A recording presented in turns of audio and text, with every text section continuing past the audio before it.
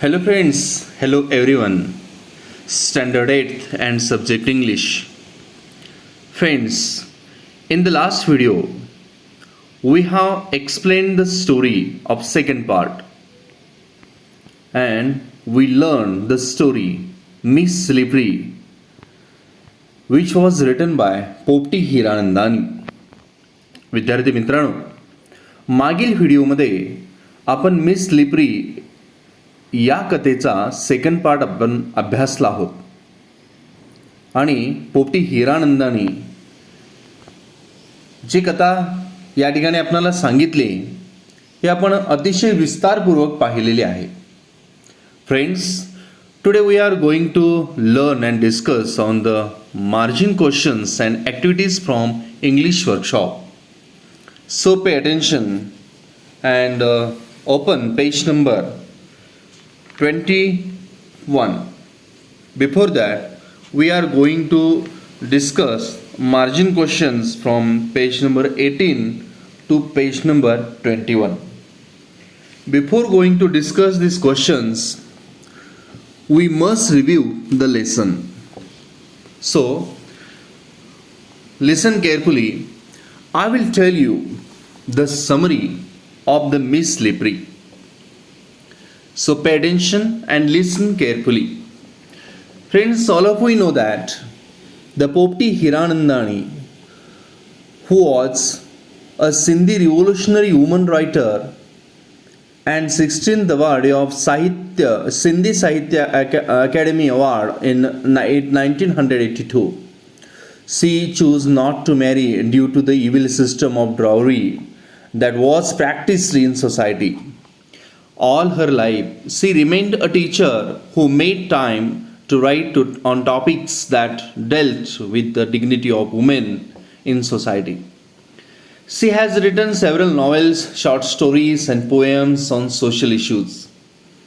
And also this topic, Miss Slippery, which is on social issue. मित्रांनो, आपणा सर्वांना माहीत आहे की लेखिकाविषयी आपण या अगोदरच्या व्हिडिओमध्ये चर्चा केलेली आहे की पोपटी हिरानंदानी या एक क्रांतिकारी सिंधी स्त्री लेखिका होत्या. त्यांना 1982च्या सिंधी साहित्य अकादमी पुरस्कारानं गौरवण्यात आलं होतं. समाजातील हुंड्याच्या अनिष्ट प्रथेमुळं त्यांनी विवाह न करणंच अधिक पसंत केलं. शिक्षक म्हणून संपूर्ण आयुष्य घालवलेल्या हिरानंदानी यांनी समाजातील स्त्रियांच्या प्रतिष्ठेसाठी आपल्या व्यस्त दिनक्रमातून वेळ काढून लेखन केलेलं आहे. त्यांनी सामाजिक प्रश्नावर अनेक कादंबऱ्या लिहिल्या, अनेक लघुकथा लिहिल्या, अनेक कविता लिहिलेल्या आहेत आणि त्यांनीच एक सामाजिक प्रश्नावरती लिहिलेली मिस स्लिपरी ही सुद्धा कथा आपण थोडक्यात पाहिलेली आहे. मिस स्लिपरी, निसरडी मुलगी, घसरडी मुलगी. Friends, now we will see the summary of this topic, of this story. The lesson Miss Slippery is the story of the victory of a little girl, Siley. Siley and her brother have a troubled childhood due to the constant fights between their parents. Her clumsiness, lost self-esteem, and her absent mindedness is due to her disturbed upbringing. Children in her class laugh at her as she makes mistakes in the most obvious of things. Teachers yell at her for being absent-minded. She commits the most silliest of group-ups and hence is the target of all jokes in her class. They compose jokes and verses in upon her, which make her feel hurt and unsure for herself. Siley's help comes in the form of her teacher, who senses the reason for her problem. The teacher makes her comfortable, consoles her, and decides to be her friend and elder sister. She consoles her and makes her understand that she needs to be brave. Thereafter, there is a miraculous change in Siley. One day, As she sips water from her water bottle, the bottle sleeps and all the water falls on her, making her fully drenched. As usual, her classmates tease her and compose verses on her clumsiness. Siley remembers her teacher's words and totally ignores them. The girls are confused as they had expected Siley to be nervous and frightened. Siley senses a new feeling of victory when the teacher further entrusts Siley with small class responsibilities and she accomplishes it without making mistakes. Siley's confidence in herself is restored. Siley walks back home that day fully excited about her newfound confidence. मित्रांनो, आपण ही कथा पाहिलेली आहे की miss slippery ही सायली या एका लहानशा मुलीच्या विजयाची कहाणी आहे. The lesson miss slippery is the story of the Victory of a little girl Sayali. Sayali या एका लहानशा मुलीच्या विजयाची कहाणी आपण पाहिलेली आहे. तिनं आपल्या शिक्षिकेच्या मदतीनं स्वतःमधील त्रुटीवर, स्वतःमधील दोषावर कशा रीतीनं आत्मविश्वासानं मात केली हे या कथेत सांगितलेलं आहे. आई वडिलांच्या सातत्यानं होणाऱ्या भांडणामुळे सायली आणि तिच्या भावाचं बालपण हे कोमेजून गेलं होतं. सायलीचा अस्ताव्यस्तपणा, गलथानपणा आणि गमावलेला आत्मसन्मान आणि वेंधळेपणा यांचं मूळ तिच्या कुटुंबातील त्रस्त वातावरणामध्ये होतं. अगदी लहान सहान कामं करताना सुद्धा सायली खूप चुका करत असे. त्यामुळे तिच्या वर्गातील मुले अर्थात मुली तिला हसत असत. तिच्या या वेंधळ्या स्वभावामुळं शिक्षक देखील तिच्यावर ओरडत असत. ती निष्काळजीपणे मूर्खासारख्या अनेक चुका करून वर्गातील मुलींसाठी नेहमीच चेष्टेचा विषय बनत असे. तिच्या या वागणुकीमुळं मुलींनी तिच्यावर विनोद रचले होते, कविताही केल्या होत्या आणि यामुळं तर ती खूपच दुखावली गेली. तिचा आत्मविश्वास पूर्णपणे ढासळला होता. आणि एके दिवशी एक शिक्षिका तिच्या मदतीला धावून आली. तिने सायलीमधील त्रुटी जाणून घेऊन त्यावर कशी मात करावी हे तिला समजावून सांगितले. शिक्षिकेने तिला धीर दिला, तिचे सांत्वन केले आणि तिची मैत्रीण व मोठी बहीण होऊन तिला मदत करण्याचे ठरवले. सायलीने शूरपणे वर्गातील मुलांच्या वागणुकीचा सामना करावा हे शिक्षिकेने तिला समजावून सांगितले. त्यानंतर सायलीच्या वागणुकीमध्ये, सायलीच्या वर्तणुकीमध्ये आश्चर्यकारक बदल दिसून येऊ लागले. एके दिवशी सायली पाणी पित असताना तिच्या बाटलीतील पाणी तिच्या अंगावर सांडून ती पूर्णपणे भिजून गेली. नेहमीप्रमाणेच वर्गातील मुले तिला हसू लागली, तिला चिडवू लागली, तिच्या वेंधळेपणावर रचलेल्या कविता म्हणू लागली. एवढ्यात सायलीला तिच्या शिक्षिकेचे शब्द आठवले आणि आश्चर्य, तिने वर्गातील मुलींच्या चिडवण्याकडे पूर्णपणे दुर्लक्ष केलं. आपल्या चिडवण्यामुळं सायली नाराज होईल, घाबरून जाईल असं वर्गातील हसणाऱ्या त्या मुलींना वाटलं होतं. पण तिला शांतपणे दुर्लक्ष करताना पाहून मुली संपूर्ण गोंधळून गेल्या. आपण या त्रास देणाऱ्या मुलीवर मात करू शकतो हे एक नवीन जाणीव सायलीच्या मनात निर्माण झाली. त्या दिवशी या प्रसंगानंतर शाळेतून घरी परतताना सायली तिच्या नव्याने गवसलेल्या आत्मविश्वासाने भारावून गेली होती. त्यानंतर शिक्षिका तिच्यावर वर्गातील लहान सहान कामांची जबाबदारी सोपवू लागल्या. सायली देखील ती कामे बिनचूकपणे करू लागली. यामुळं तिच्यामध्ये पुन्हा नव्याने आत्मविश्वास निर्माण झाला. सायलीज confidence in herself is restored. Siley walks back home that day, fully drenched, fully excited about her newfound confidence. या पद्धतीनं आपण ही कथा मित्रांनो पाहिलेली आहे. And now we are going to discuss the margin questions of this story. So open page number 18 and we will see the margin questions from page number 18 to page number 21. So pay attention and see the margin questions. Before that, we will see and discuss on vocabulary of this topic. मित्रांनो, या पाठामध्ये आपणाला बरेचसे अपरिचित शब्द आलेले आहेत. आपण कथेची चर्चा करत असताना मार्जिनमध्ये आलेले हे नवीन शब्द पाहिलेले आहेत, पण तरी परंतु पुन्हा एकदा आपण थोडी उजळणी करूया. आणखीन तुम्हाला जर यातील नवीन शब्द कुठले वाटत असतील तर ते लिहून घ्या, अर्थ लिहून घ्या आणि ते पाठही करा. Words and meanings. Gaze, stare, एकटक पाहणे, टक लावून पाहणे. All during look. All during look, a frightening look means भीतीदायक. Went blank, could not remember anything. Went blank, could not remember anything, काहीही लक्षात न राहणे. स्टर्न मीन्स स्ट्रिक्ट, कडक, कडक शिस्तीचा. Tips. Tips, a slightest argument, क्षुल्लक भांडण. टिप्स मीन्स क्षुल्लक भांडण.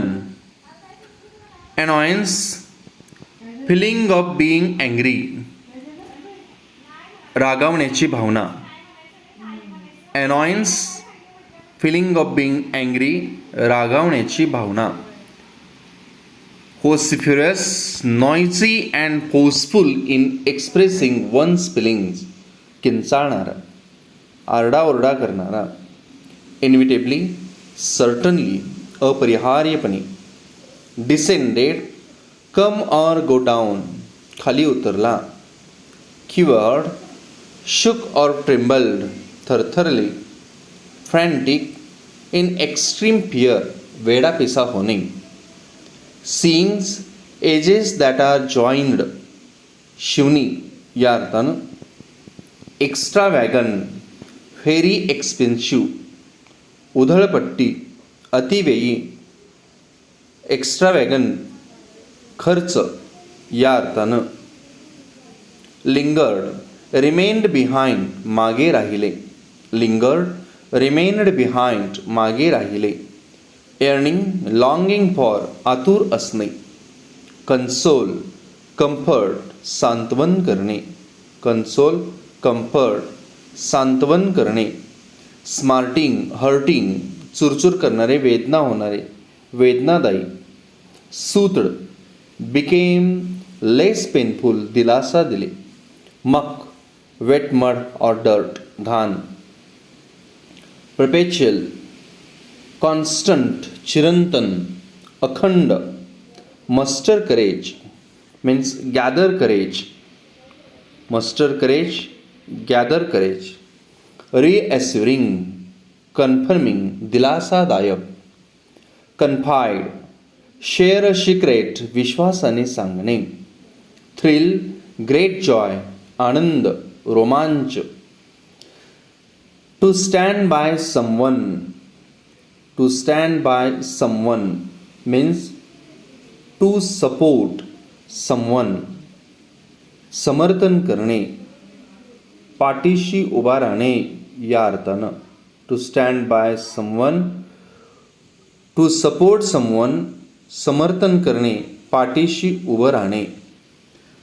पाल, फ्रेंड, सवंगडी, जिवलग मित्र.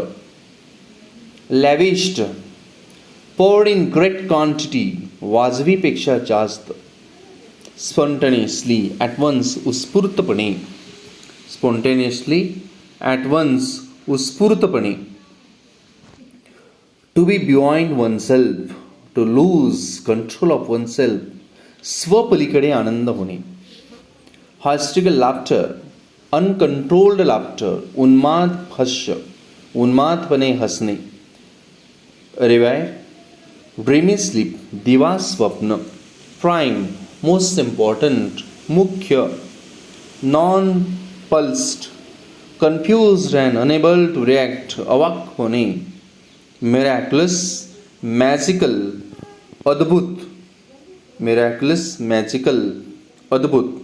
Assign, allot. अलॉट, नेमून देणे, सोपवणे. In a jiffy, within no time, क्षणार्धात.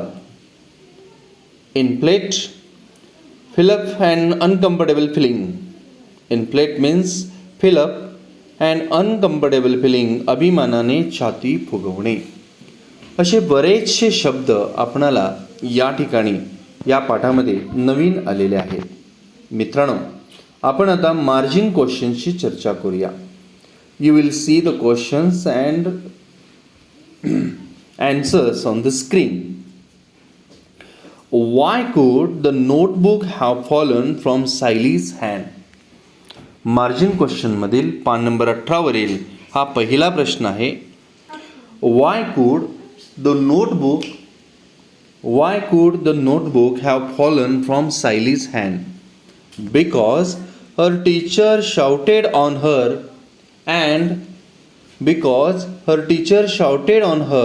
and said that to come there with her book.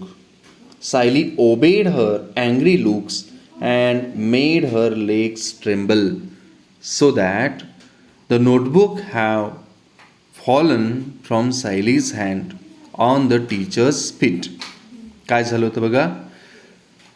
Why could the notebook have fallen from Saily's hand? सायलीच्या हातातून का बरं ती वही पडली? Because her teacher shouted on her and said that to come there with her book. कारण एकतर त्या शिक्षिका तिच्यावरती ओरडल्या होत्या आणि तिला पुढे यायला सांगितल्या होत्या. And Sayali obeyed her angry looks made her legs tremble. आणि त्यामुळं सायली पुढे येताना खूप घाबरली होती आणि शिक्षिकेंच्या जवळ आल्यावर मात्र तिच्या हातून ती वही पडली. Next question. Question number 2. These are the margin questions.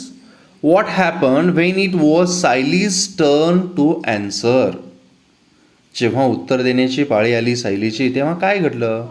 What happened when it was Saily's turn to answer? When it was Saily's turn to answer, she became blank. The teacher gave her a stern stare while she stood there still with her head hanging down in shame.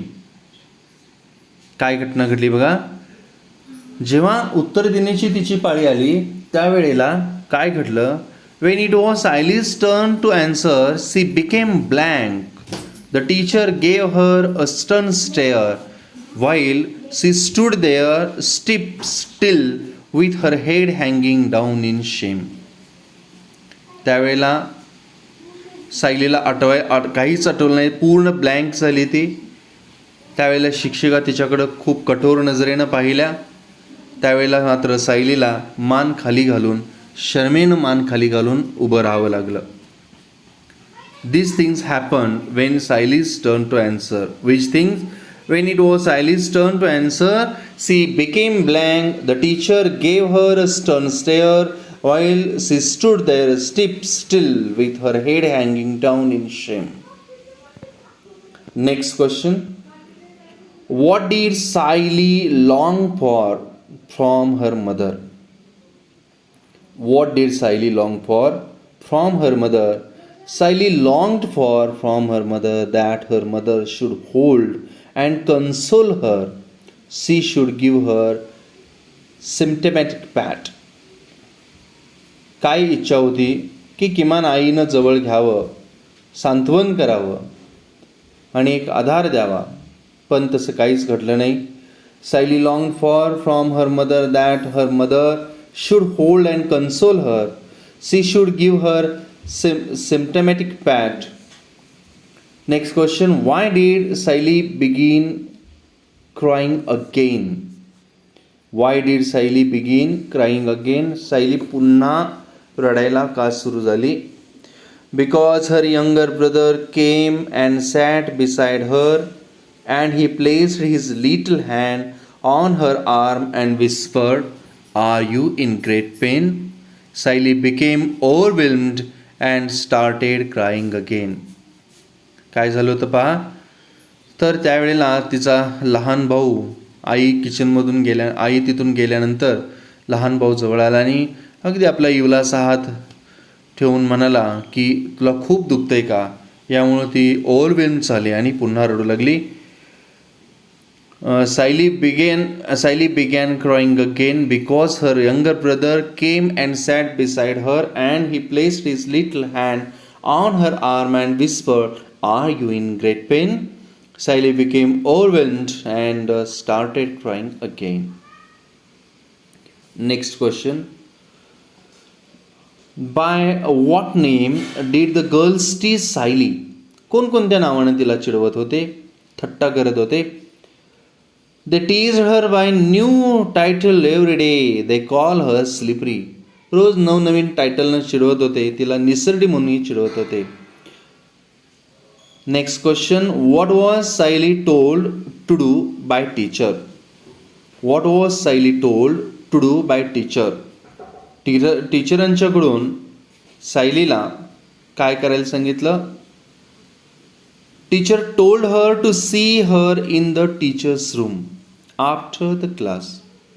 हा तास संपल्यानंतर teachers रूममध्ये तिला भेटण्यास सांगितलं.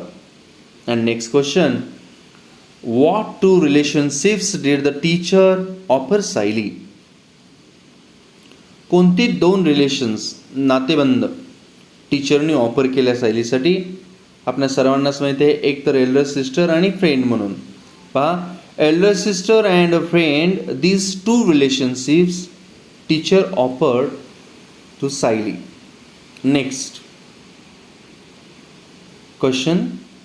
Y did Sayali feel like rejoicing a lot? Why did Saili feel like rejoicing a lot? Saili felt like rejoicing a lot because her teacher spontaneously accepted her as a sister and as a friend. Next question. How did Saili react this time to the teasing? यावेळेला जेव्हा मुलींनी चिडवलं त्यावेळी ती कशी react झाली? Saili remembered her teacher's word and she turned her back to girls and ignored them completely. या पद्धतीने react झाली की शिक्षिकांचे शब्द आठवले, संपूर्ण त्यांच्याकडे दुर्लक्ष केली. What responsibilities did the teacher give Saili? आणि टीचरनी सायलीला कोणती जबाबदारी सोपवली? Teacher gave the responsibility of bringing the register, chalk and duster every morning. ही जबाबदारी या ठिकाणी तिच्यावरती सोपवली होती. And next question in the margin question, the last question. What great change had come over in Saili's heart? She was thrilled from top to toe. सायलीच्या हृदयात कोणते आमूलाग्र बदल झाले? She was thrilled from top to toe. She felt her little heart inflate with pride. She found no awkwardness in moving about in her still wet frock, nor was there any trace of fear while returning home. That great change had come over in Saili's heart. Okay friends, या पद्धतीनं हे बदल सायलीच्या आयुष्यात झालेले आपण पाहिलेले आहेत. नाव on page number 21 आपण इंग्लिश वर्कशॉपची चर्चा करूया. ओके, इंग्लिश वर्कशॉपमध्ये दिलेल्या ज्या ॲक्टिव्हिटी आहेत त्यांच्या आपण या ठिकाणी चर्चा करूया. बघा, 2 different words, English workshop on page number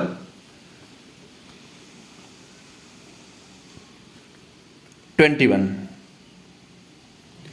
First question. 2 different words are joined to form a new word with a new meaning. Such words are called compound words. Sometimes there is a hyphen between compound words. काय सांगितलंय बघा? 2 different words are joined to form a new word with a new meaning. Such words are called compound words. Sometimes there is hyphen between compound words. 2 शब्द एकत्र करून नवीन अर्थाचा एक शब्द बनवला जातो, त्याला आपण संयुक्त शब्द असं म्हणतो. काही वेळेला या शब्दाच्या मध्ये हायपन वापरलेलं असतं. For example, homework. होम म्हणजे घर, वर्क म्हणजे काम, आणि होमवर्क हा शब्द एकत्र करून गृहपाठ, गृहकार्य असा शब्द म्हणतो. किंवा ऑर काइंड हार्टेड, हे 2 शब्द एकत्र केलेले आहेत आणि काइंड हार्टेड हा नवीन शब्द बनलेला आहे. आता आपणासाठी प्रश्न आहे, तर pick out some compound words from the lesson. आपल्या लेसनमधून, आपल्या एक कथेमधून भरपूर असे कंपाऊंड वर्ड आलेले आहेत, ते आपल्याला शोधून लिहायचे आहेत. फॉर एक्झाम्पल पहा, कोणकोणते आहेत?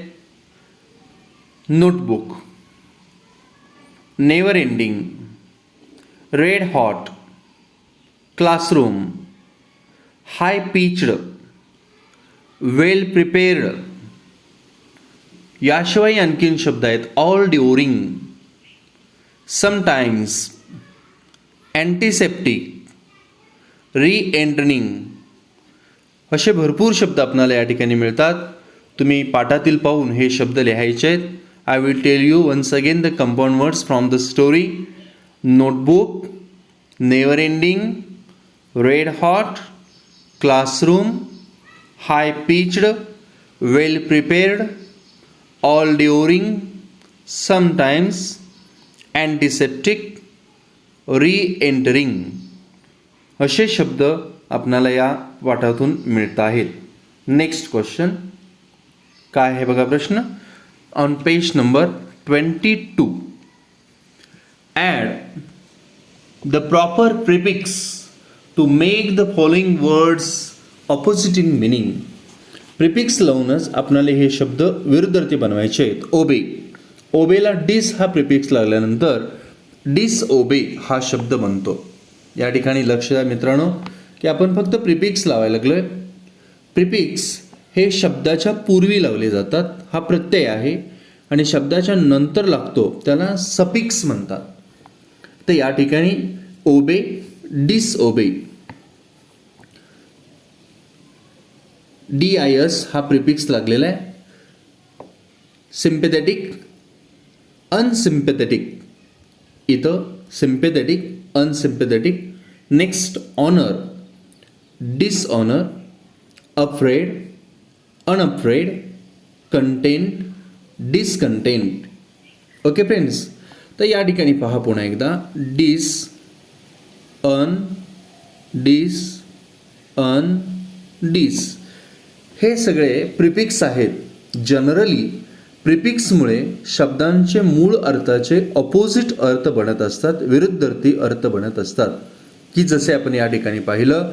ओबे, disobey, sympathetic, unsympathetic, honour, dishonour, afraid, unafraid, content, discontent. किंवा इतर जरी तुम्ही यांनी उदाहरण घेतला, रेग्युलर, इरेग्युलर, IR हा प्रिफिक्स लागला, हॅपी, अनहॅपी, अन हा प्रिफिक्स लागला. तर जनरली प्रिफिक्स लावल्यामुळं मूळ शब्दाचा विरुद्ध अर्थीचाच शब्द हा बनत असतो. ओके, नेक्स्ट 2A झालं. आता 2B मध्ये आपल्याला ॲक्टिव्हिटी दिलेली आहे. Add suffix to convert the following words to adjective forms. आपल्याला दिलेल्या शब्दापासून ॲडजेक्टिव्ह बनवायचे आहेत, विशेषण बनवायचे आहेत, आणि त्यासाठी योग्य ते सफिक्स. सफिक्स म्हणजे शब्दाच्या शेवटी लागणारा प्रत्यय. सफिक्स लावून ॲडजेक्टिव्ह बनवा. पहा येतं ला. आपल्याला इथं भरपूर सफिक्स लावून या ठिकाणी आपण शब्द जे बनवलेले आहेत हे लक्षात येत आहेत तुमच्या.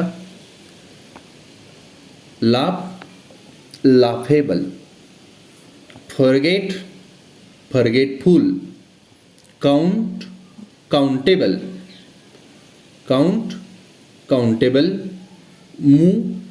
Movable, punish, punishable, thought, thoughtful, care, careful, fear, fearful, tear, tearful, joy, joyful.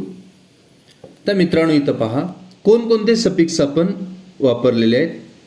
लाफेबलमध्ये able, forgetful, FUL, countable, able, movable, able, punishable, able, thoughtful, ful, careful, ful, fearful, ful, tearful, ful, joyful, ful. तर आपण ABLE, able, FUL असे suffix लावून या ठिकाणी दिलेल्या शब्दापासून आपण adjective बनवलेले आहेत.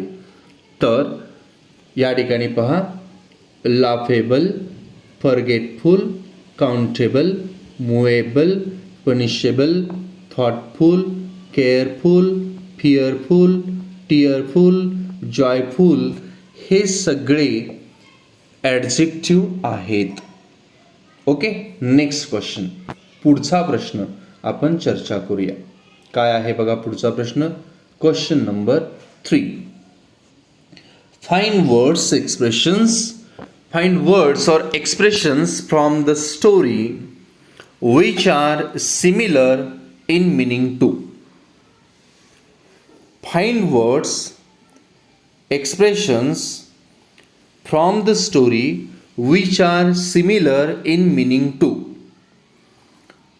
आपणाला असे शब्द किंवा एक्सप्रेशन, अभिव्यक्ती शोधून काढायचे आहेत कथेमधून की जे या शब्दांना समानार्थी आहेत. या अगोदर आपण या व्हिडिओच्या सुरुवातीलाच शब्द आणि अर्थ पाहिलेले आहेत, त्यामुळे इथं डायरेक्ट उत्तर आपल्याला इथं मी पाहू शकता. Very expensive, extravagant, longing for, yearning, could not remember at all, went blank, constant, never ending, gather all one's courage, muster courage, filled and increased in size, inflate, paining badly, smarting, and forced to pay a big amount of money, pay through one's nose. या अर्थानं या ठिकाणी हे आपण शब्द कथेतीलच शोधून लिहायचे. तुम्ही कथा वाचून त्यामध्ये हे शब्द ज्या ठिकाणी आहेत त्यांना बॉक्स करून तुम्ही शोधून पुन्हा बघून लिहायचे आहेत. Okay friends, in this way we have discussed in the today's video that summary, that is सारांश, summary of the lesson story, and also we studied the margin questions and the activities from English workshop. आपण इथंपर्यंतची चर्चा केलेली आहे. Friends, we will discuss the remaining part of English workshop and language study in the next video. मित्रांनो, आपण page number 22 वरील उर्वरित इंग्रजी वर्कशॉपमधील ॲक्टिव्हिटी आणि पुढचा लँग्वेज स्टडीचा भाग आपण पुढील व्हिडिओमध्ये त्याची आपण चर्चा करूया. So okay friends, thank you very much for watching this video. Thank you.